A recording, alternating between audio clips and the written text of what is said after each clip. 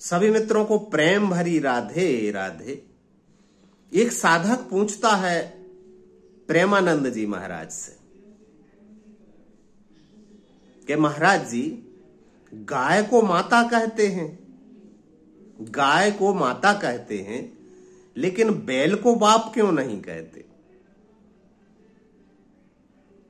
आप भी कभी सोचना, गाय मां है तो बैल बाप होना चाहिए, बैल पिता होना चाहिए, लेकिन बैल को भी मां कहते हैं, क्यों? कारण है उसके।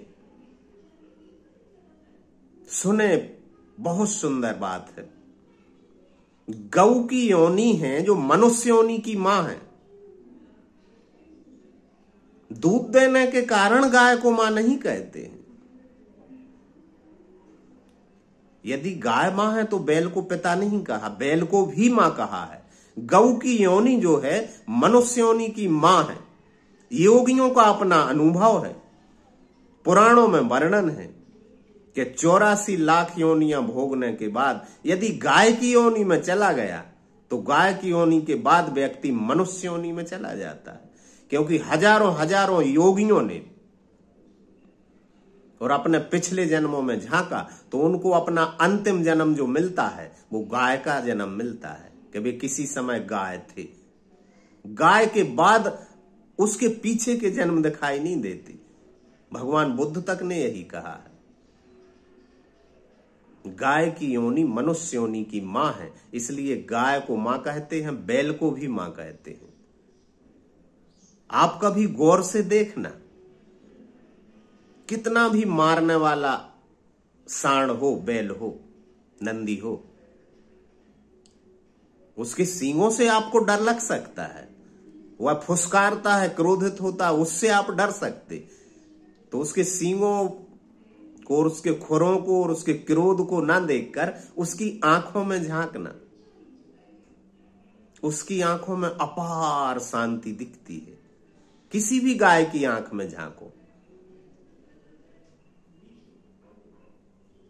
और मान्यता ऐसी भी है, और मुझे लगता किसी हद तक ठीक है, स्वामी विवेकानंद ने भी कहा था और योगियों का भी कहना है कि गाय की जो रीढ़ है,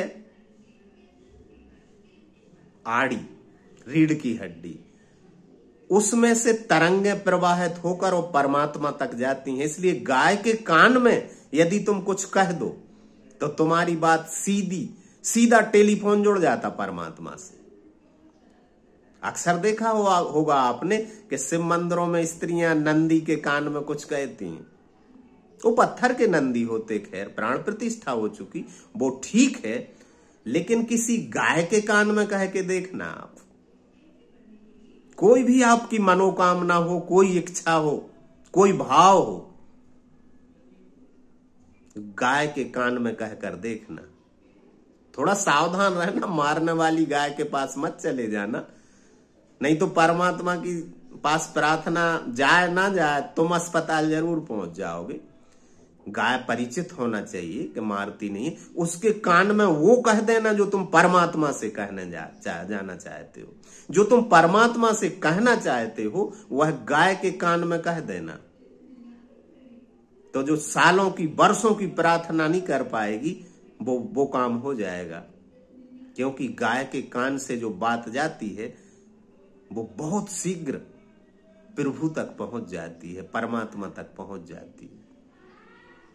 भागवत पुराण में तो कहा गया है कि श्री कृष्ण बीमार हो जाते तो यशोदा मैया गाय के गोबर से उन्हें स्नान करवा देती, गौमूत्र का पान करवा देती और गाय की ही पूंछ से झाड़ फूंक भी कर देती और श्री कृष्ण ठीक हो जाते।